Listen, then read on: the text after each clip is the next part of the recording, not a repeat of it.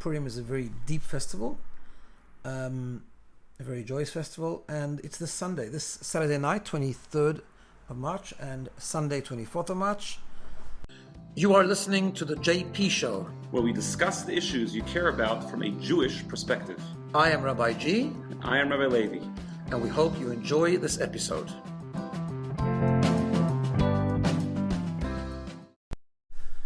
Welcome to another JP episode. We are in a very special week, coming up very soon to the amazing Chag, the amazing festival of Purim. Rabbi Levi, you're excited for Purim? Very excited, and this year it's on a Sunday, which means that work doesn't get in the way for anyone, which is, or at least for most people. Work doesn't get in the way, we hope. Which is great. It's really, Purim is a very deep festival, a very joyous festival, and it's this Sunday, this Saturday night, 23rd of March, and Sunday, 24th of March. And you know, there's a few very easy mitzvot. You know, this is one of the things about Purim. Well, we're supposed to hear the Megillah, that's a bit more difficult, but we're supposed to send food packages, 2 foods to a friend, give a little bit of money to 2 needy people, and have a meal. I mean, what can be better than that? Right? Yeah, it's pretty easy Yom Tov, actually. So anyone who's not sure exactly what to do or would like to attend a Purim activity, contact us. Yeah, the email's in the notes, so please contact us. We know one of the things about Purim, so me and Rabbi Levi went the other day. You may have seen this. Some of you saw it. I've got a lot of feedback. Did you get a lot of feedback? Yes, we actually had a lot of fun. We were just having a lot of fun. We went to the junction, got lost in the junction, which not many people can do. It's a special talent. That's right. That only me and Rabbi Levi have. We actually got lost there until we found the store we were looking for. That was with Google Maps, by the way. That's right. And we found something new because we got told the last few years that our clown ties were out of date, right? Yeah. So we decided retired and we're going to dress up as something else this year. Exactly. So we're not going to tell you exactly what, but just something. You'll probably see us on Purim, hopefully. Hopefully we'll see you around. So the main thing is connect to the holiday in some way. Yeah. It's a really very, very powerful time. For sure. So talking about costumes and dressing up, I want to talk a little bit about being open and the advantages of sometimes dressing up and not being open, and the disadvantages, and when it is good and when it isn't good. Wow. We all dress up to some degree. You know, not every time we're in a bad mood do we express that to every single person we meet in the street.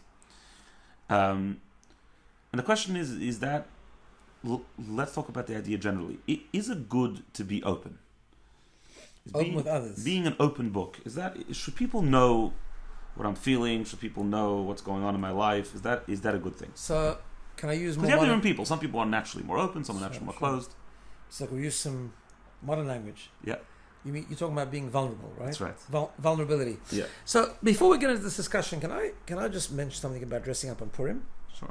Because I just want to make this clear that the question you're asking is using dressing up in a metaphoric sense, and sort of using that as a formula and a symbol to have this discussion. But let's just understand that we all do dress up, and the dressing up on Purim is a very deep idea, actually, because very often we are dressing up in many ways. So we put up a front, but sometimes not just a front. Sometimes we actually talk ourselves into it that our mask is who we really are. So which is not discussion of vulnerability. It's a different discussion. So, for example, I might have failed, or I might be very successful, and then I walk around and I define myself by my failure. So I'm despair, I am unhappy, I'm down, or I can be very successful and I think I'm such an unbelievable person.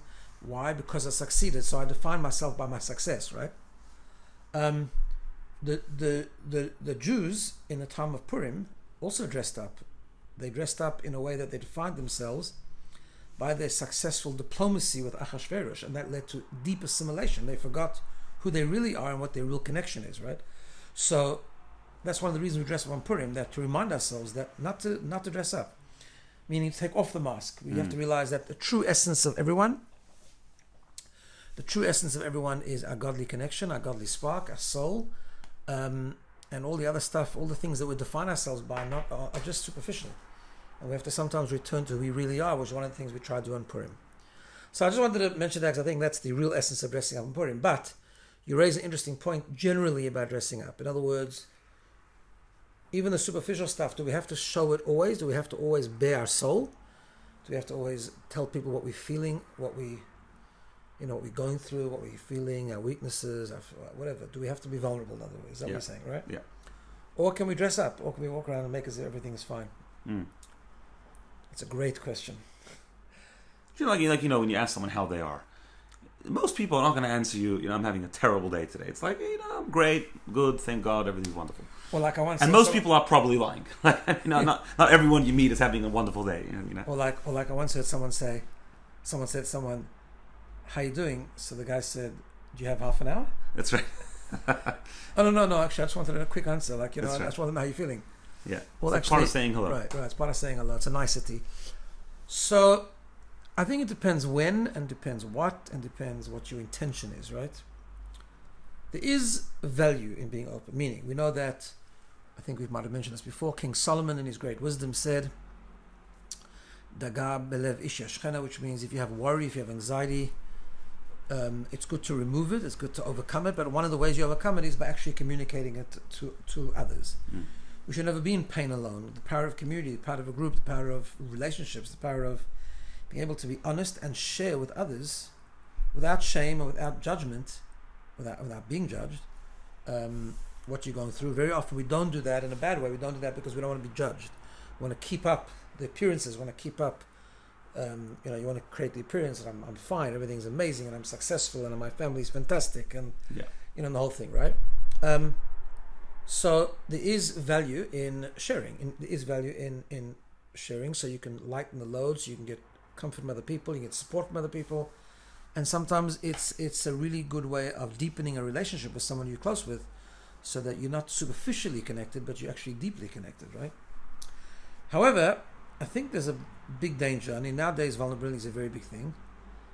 Vulnerability can never come from a neediness, from a self-absorption, right?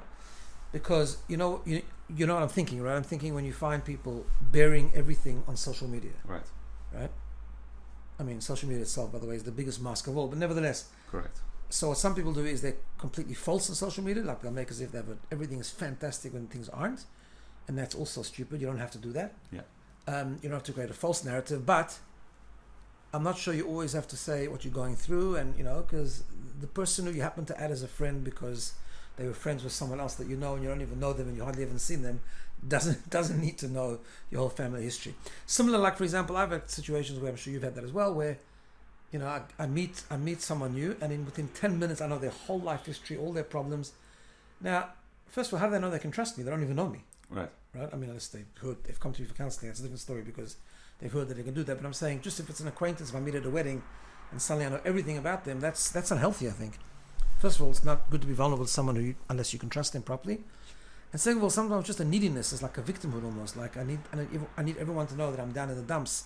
I need everyone to know that I'm going through a difficult time, right? All that kind of stuff. So, for the most part, I think it's okay not to to be private and to be dignified. And if someone says, I don't think you have to say like, I'm amazing today, because you're not amazing. But if it's just an acquaintance, you don't have to. You can wear a bit of a mask. It doesn't have to be fully, but you have to have the ability to, with people who you trust, with people who you are close to open up, and it's sometimes difficult. Can you explain more a little bit what the issue is with being? I mean, I understand. Okay, besides for the trust issue, I get that. Is it because it's also perhaps it's also like, why does the other person necessarily have to carry my load if they're not my close friend? Is that what it is? Like it's almost like everyone needs to feel as I do. Everyone needs to be burdened by my burdens. Is that coming from an ego? Is that the main problem? I think so. It's also neediness. What I mean to say, it comes from self-absorption. In other words, being vulnerable really should come from a strength, not from a weakness. When people are feeling so sort of thing, and they want everyone to feel sorry for them, and therefore every person they meet has to know their whole life history, it's coming from a neediness, which is a bit of a self-absorption. It's not. I mean, if someone is in danger, they should reach out to anyone, obviously, right? Yeah, I'm not saying that, but it's because you have to have some level of respect for other people also. Everyone has their life, everyone has their family, their needs, whatever. So but it's important, and it has to come from a strength. In fact, on the contrary, when a person doesn't want to share, and he does to people who are very close to him, or her, that comes from the strength, and that deepens the relationship, and it deepens the strength that can come from it. And that's a good thing. Yeah, I think so it is. So it's good to take off the mask. But I was going to say before is like, yeah, you can be honest with people without over dramatizing it, without creating a whole falsehood. But it doesn't mean you have to bare your soul to everyone. Right. How about, this is going a little deeper maybe, bearing your soul to yourself? What I mean to say is it always important to like be honest with yourself about what you're feeling and to be totally aware of it, or should you just get on with your day? Oh, Which is slightly a different subject, but I think it's a little bit connected. it is a little bit connected actually, because should a person be constantly sharing with themselves how they're feeling? Like, should I be constantly checking in with myself? So I think so. I know what you mean. In other words, should you constantly be thinking about being in touch with your feelings, which is a very big topic today. So emotional regulation is a good thing. Kind of working out what you're feeling is a good thing, but no, overly focused on it is not a good thing. It's like it says in Hasidic teaching with regard to divine service, right? We have this concept called cheshbon hanefesh, which is to reflect where you are. You reflect every once in a while. We have to take stock, but it's written clearly and it's explained clearly that there are certain times of the day or certain times of the month or year that we do that. People who self-reflect all day never get on with the job. They never actually do anything good because they're still busy analyzing themselves, if they're good, if they're weak, if they're strong, right? So yes, it is a bit of checking in with yourself a good thing, of course. It's good to know yourself. It's good to know what you're feeling. It's good to know what's upsetting you, what's not upsetting you, and so on. But to constantly do it, which people do, unfortunately, it's these things are so nuanced. That's why they're so dangerous. They're good, and the fact that these things are sometimes more highlighted nowadays can be a good thing. But sometimes it just becomes a feeder for self-pity, self-absorption, self-focus, and so on. Right. So this is one of my, I guess you can call it a pet peeve. I don't know why it bothers me per se. Like, everyone can do whatever they want. But is there any advantage of wishing your husband or wife happy anniversary on Facebook or on Instagram? Is there any benefit to a person's marriage by doing that? Like, this is not against anyone who has done that, but I just want to analyze this concept. I'm hesitating because let's get into something, a little push people a little bit to think. I talk to people, and sometimes I see people do that in very romantic and flourishing ways when I know it's not quite the way things are. Right. Let's say even if it is, let's say a person has a loving marriage, everything's wonderful. So they're not misrepresenting what's happening. It's just like, why can't you write a card to your spouse and share everything you want to share there? What's the point of putting it publicly? I am on Facebook, and sometimes I might share something cute about one of my grandchildren, or you'll say something about your children. Yeah. That's cute, and it's inspiring sometimes. But a deep relationship is private. Yeah. I don't. Thank God I have a good marriage, and lots of people do, and I don't think it's necessary to prove it to everyone else.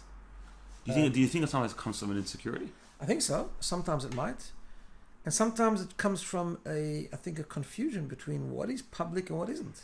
Right. By the way, not wishing your wife anniversary on Facebook, happy anniversary on Facebook or Instagram, is not a sign of a weak marriage. On the contrary, right. I mean, you didn't post, I got married 10 years ago on this day and I don't have a good marriage. You're not saying that, right? Right. You're just not saying anything, because on the contrary, I think more effort needs to be spent about spending the day with your wife or your husband, or enriching it privately, showing it, expressing it. Yes, expressions of love and intimacy is very, very important between the people, between yourself and the person you love. Right. It's just very different, right? It's a public thing. But I think that's a general problem in society today, that everything should become so open, right? So I want to talk about that a little bit, actually, the concept of privacy, because I think there's a big, and this might also, I think, again, this is just to spark a thought process. I'm not actually saying an opinion here either way, but I think it's just an interesting thing to think about, that today we're very, very into breaking stigmas. And I think it's a very good thing, right? Stigmas with mental health, stigmas with everything. Every subject under the sun, which used to be stigmatized, is much less stigmatized today. We probably have a way to go in many things, but nevertheless. But I think we also have to think about what the price of that is, and is things being private, does that mean you're stigmatizing it? I think sometimes people conflate the two things. stigma and privacy. Can you maybe touch on what's the difference between the two things? Okay, so you're actually asking two things, and I think one we should leave for a different podcast. The one of over destigmatization, is that damaging or not? That's actually an unbelievable discussion, maybe another time. But I think, is keeping things private creating a stigma? So I think it depends how, right? There's a bit of a balance. And I think it goes back to your vulnerability question. Because if someone has a problem and obsessively keeps it quiet, and is so private that no one's allowed to know about it, even their siblings or even their, I don't know what, right? Even their closest people, often that does create a stigma. It almost creates, let's say someone has a child who's struggling with something, right?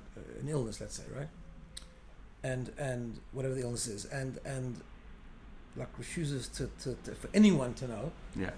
It also sends a message to the person who's suffering the illness that, you're kind of an outcast. It's like what's wrong with you, and so on and so forth.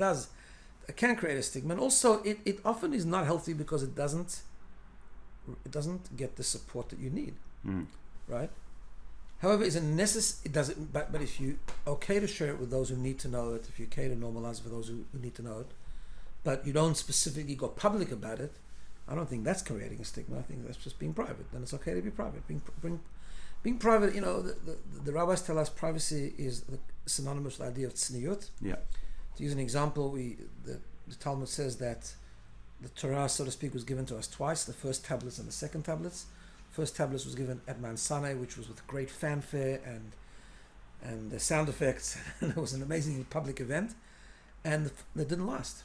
Because something public is not always worthy of the permanent blessing. Okay, why God gave that public event is a separate discussion for now. But the Midrash says that the Luchot Shniyot, the second tablets, were given very privately. Moses came down the mountain, no big ceremony, no flashiness. Just gave it to the Jewish people. This is yours. It's deep and it's still around and it's lasting. So there is a value in privacy. Everything in its extreme could have its shortfalls. So I think extreme privacy does create a problem sometimes, lack of support, stigmatization, and so on and so forth. Yeah. But privacy is a value. It's modesty. Yeah. This was quite a nuanced discussion. If anyone has any questions or comments or wants to argue with us, please do. I'd love to hear from you. Excellent. And wishing everyone a Purim Sameach. Purim Sameach, everyone.